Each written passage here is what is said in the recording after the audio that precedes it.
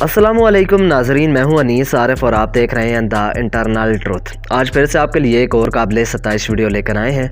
नाजरीन ग्रामी, आज की हमारी इस वीडियो के अंदर हम लोग किसी बादशाह के बारे में बात नहीं करेंगे, बल्कि ऐसी मलका के बारे में बात करेंगे कि जिसके आशिकों की फहरिस्त के अंदर ना तो सिर्फ इंसान बल्कि जानवर भी शामिल थे।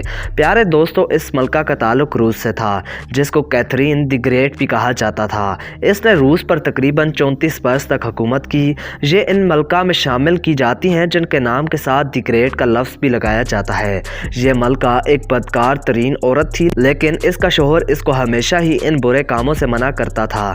लेकिन इस मलका के ऊपर जिस्मानी ख्वाहिशात का भूत सवार था, और यही वजह थी कि इसने अपने तमाम साथियों के साथ मिलकर अपने खामद का कत्ल करवा दिया, ताकि इसके और इसके जिनसी तस्कीन के दरमियान किसी किस्म की रुकावट ना आ सके।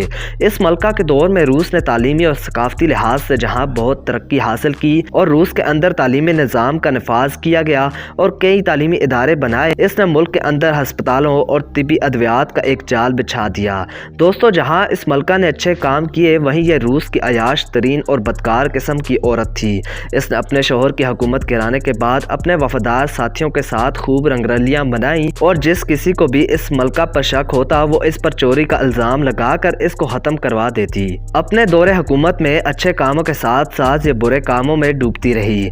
ये मनपसंद आशिक बनाती और आशिकों को बदकारी के लिए इस्तेमाल करती। इन आशिकों को चुप करवाने के लिए ये मलका इनको भारी इनाम भी अदा करती। कुछ लोग ये भी कहते हैं कि यह मलका जिसके साथ जिनसी तस्कीन हासिल करती, इसके बाद इसको कत्ल करवा देती, ताकि ये बात राज रहे। रोज़ बरोज़ इस मलका के आशिक तब्दील होते रहे, और इनमें इसका एक फौजी अफसर भी शामिल था। ये शख्स मलका के लिए इस कदर अजीज था कि जिसने मलका के साथ हम बिस्तरी करनी होती थी, ये इसका इंतखाब करता था। दोस्तों, इस मलका की एक खादमा भी थी जो हर उस मर्द के साथ हम बिस्तरी करती थी जिसने बाद में मलका के साथ हम बिस्तरी करनी होती थी। अगर वो शख्स मलका की ख्वाहिशात के मुताबिक होता तो वो मलका के साथ हम बिस्तरी करता, वरना वहीं से वापस भेज दिया जाता। मलका बीमारी की हालत में भी अपनी हरकतों से बाज ना आई, अपने से 40 साल कम उम्र लड़कों से हम बिस्तरी करना शुरू कर दी। इसके ताल्लुकात मर्दों के साथ ही ना रहे, बल्कि इसके ताल्लुकात मुख्तलिफ जानवरों के साथ भी रहे, जिनमें घोड़ों के साथ खसूसी ताल्लुक था। एक रवायत के मुताबिक इसकी मौत अपने घोड़े के साथ हम बिस्तरी कायम करते वक्त ही हुई थी।